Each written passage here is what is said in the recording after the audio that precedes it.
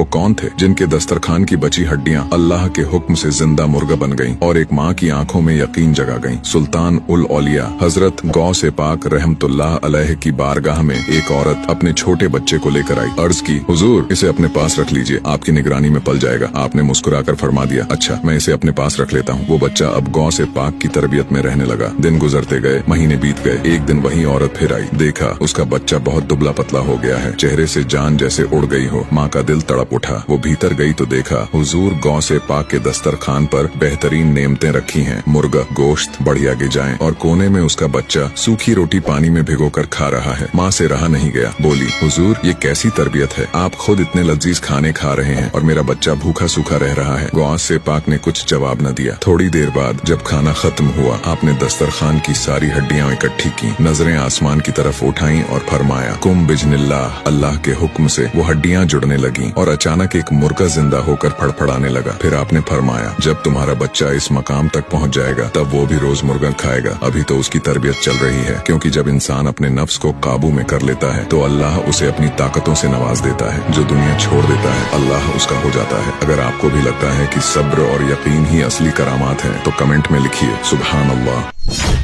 वो कौन थे जिनके दस्तरखान की बची हड्डियां अल्लाह के हुक्म से जिंदा मुर्गा बन गईं और एक माँ की आंखों में यकीन जगा गईं? सुल्तान उल औलिया हजरत गौस पाक रहमतुल्लाह अलैह की बारगाह में एक औरत अपने छोटे बच्चे को लेकर आई। अर्ज की, हुजूर इसे अपने पास रख लीजिए, आपकी निगरानी में पल जाएगा। आपने मुस्कुराकर फरमा दिया, अच्छा मैं इसे अपने पास रख लेता हूँ। वो बच्चा अब गौस पाक की तरबियत में रहने लगा। दिन गुजरते गए, महीने बीत गए। एक दिन वही औरत फिर आई। देखा उसका बच्चा बहुत दुबला पतला हो गया है, चेहरे से जान जैसे उड़ गई हो। माँ का दिल तड़प उठा। वो भीतर गई तो देखा हुजूर गौस पाक के दस्तरखान पर बेहतरीन नेमतें रखी हैं, मुर्गा, गोश्त, बढ़िया गिजाएं और कोने में उसका बच्चा सूखी रोटी पानी में भिगोकर खा रहा है। माँ से रहा नहीं गया, बोली, हुजूर ये कैसी तरबियत है? आप खुद इतने लजीज खाने खा रहे हैं और मेरा बच्चा भूखा सूखा रह रहा है। गौस पाक ने कुछ जवाब न दिया। थोड़ी देर बाद जब खाना खत्म हुआ, आपने दस्तरखान की सारी हड्डियां इकट्ठी की, नजरें आसमान की तरफ उठाई और फरमाया, कुम बिजनिल्लाह। अल्लाह के हुक्म से वो हड्डियां जुड़ने लगी और अचानक एक मुर्गा जिंदा होकर फड़फड़ाने लगा। फिर आपने फरमाया, जब तुम्हारा बच्चा इस मकाम तक पहुंच जाएगा तब वो भी रोज मुर्गा खाएगा। अभी तो उसकी तरबियत चल रही है, क्योंकि जब इंसान अपने नफ्स को काबू में कर लेता है तो अल्लाह उसे अपनी ताकतों से नवाज देता है। जो दुनिया छोड़ देता है अल्लाह उसका हो जाता है। अगर आपको भी लगता है कि सब्र और यकीन ही असली करामात है तो कमेंट में लिखिए, सुभान अल्लाह।